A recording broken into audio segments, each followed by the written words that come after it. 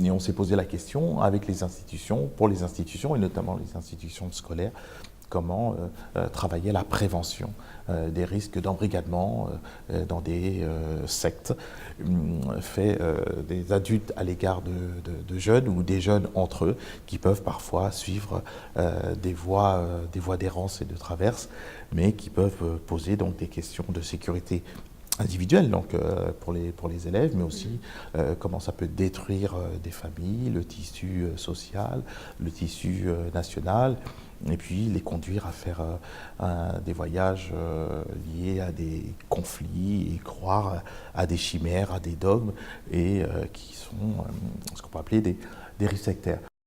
En fait, on voudrait parler vraiment du libre arbitre, parce que le problème des dérives sectaires, c'est un problème qui est inhérent à toutes les sociétés et qui est lié au fait de devoir suivre ou non un groupe, de chercher sa place dans un groupe. C'est quelque chose qui peut arriver à tous les âges de la vie. Il y a des âges où on est plus ou moins vulnérable, plus ou moins enclin à vouloir se trouver une identité. Voilà. Et moi, ce qui m'intéresse beaucoup, c'est la question de la hiérarchie de l'être, qui est beaucoup posée dans tout ce qui est groupe.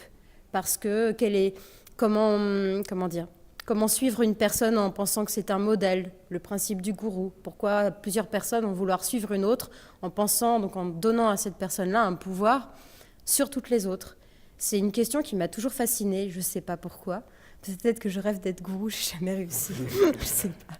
Mais c'est fascinant parce que c'est la construction à peu près de toutes les sociétés. Et pourquoi est-ce qu'on a des politiciens C'est une question qui est plus large que juste les sectes.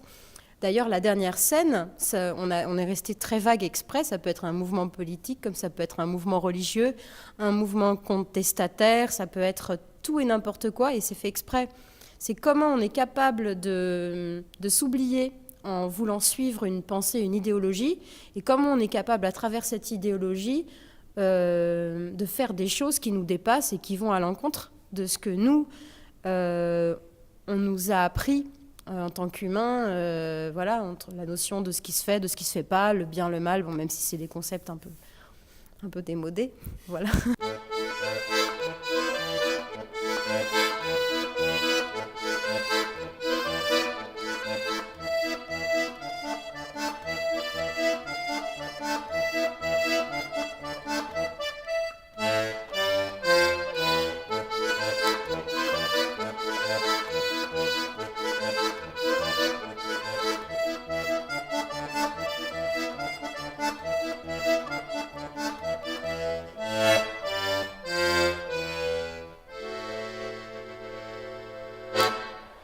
Le théâtre forum, ce qui est intéressant, c'est qu'il y a le mot forum, il y a la théâtralisation de problématiques. Alors, ils n'ont pas seulement devant eux des professionnels du théâtre, c'est des professionnels du théâtre sur des thèmes très sérieux.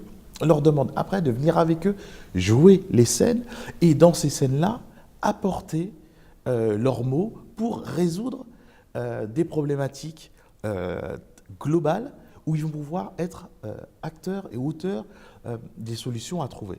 Moi, ce que je retiens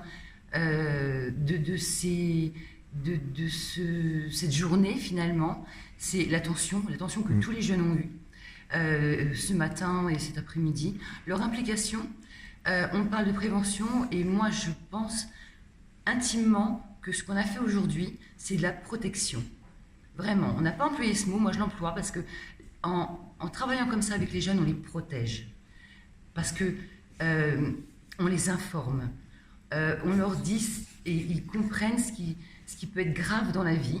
Donc aujourd'hui c'était sur, allez, on emploie le mot radicalisation, mais sur d'autres sujets, on travaille sur le harcèlement, les violences scolaires, et qu'il ne faut surtout pas oublier qu'il y a des centaines de monde qui se suicident chaque année par souffrance.